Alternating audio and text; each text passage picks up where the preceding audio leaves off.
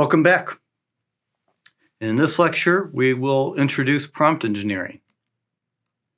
So here are the lesson objectives.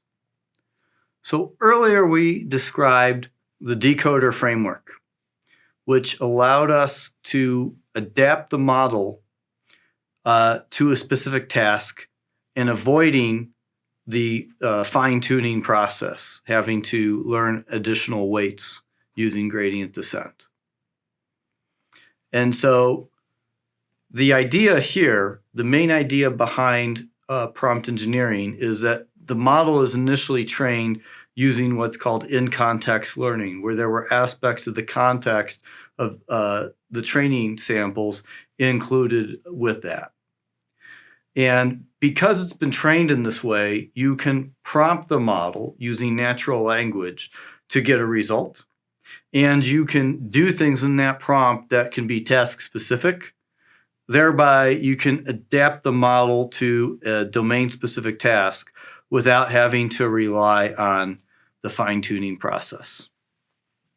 So in everything we talk about now, we're adapting the model to a use case, but the weights stay the same.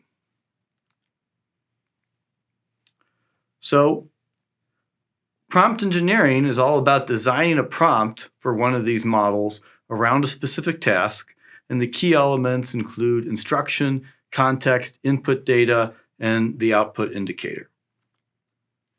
So let's give you an example, and this is actual results from ChatGPT. And here the instruction is identify the distance to the location in the input. And the context is that the current location, let's say, is Tempe, Arizona.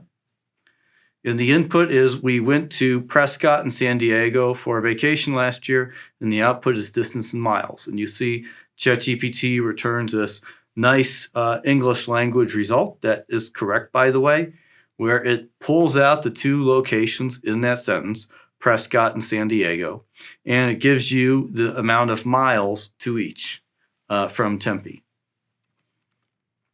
Another variant of this that is actually really important to know is that the output format doesn't have to be natural language. It could be something that's highly formatted, such as a programming language, or as in this case, we have JSON.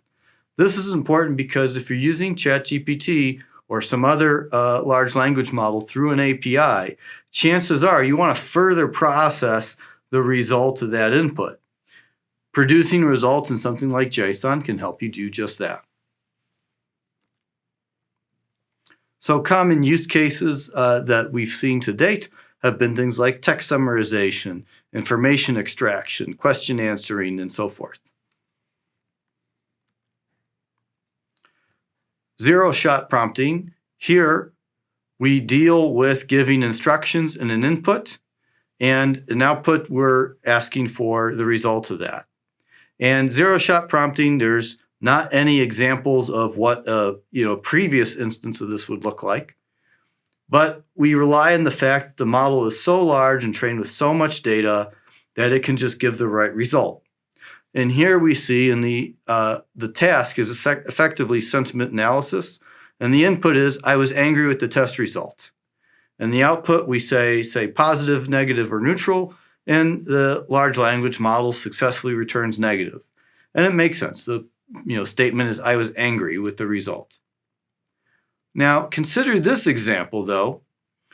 Let's say the input is, I was XYZ with the test result. Now, XYZ, of course, is not a word.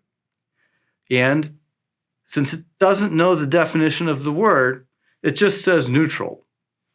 But this is actually a failure mode, because what it should say is, I can't answer it because XYZ cannot be defined.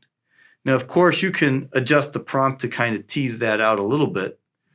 But what the real failure here is that there was not enough information to give an accurate answer.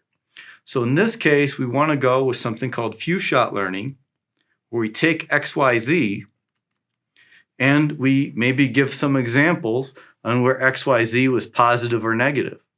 And so here we give an instruction, and now our context is a set of examples, and this kind of format is very typically seen with these large language models. And now we have a sentence and the associated label. So it's like we're doing a mini version of supervised learning for the model. But it's not really training it on the data. What's really going on here is it's setting the context. It's kind of adjusting the earlier textual input in order for the transformer architecture to identify something that falls within a probability distribution of the next word that is more in tune with the overall input text. And here are those examples. So that's our introduction to prompt engineering. Stay tuned because we'll continue this discussion further.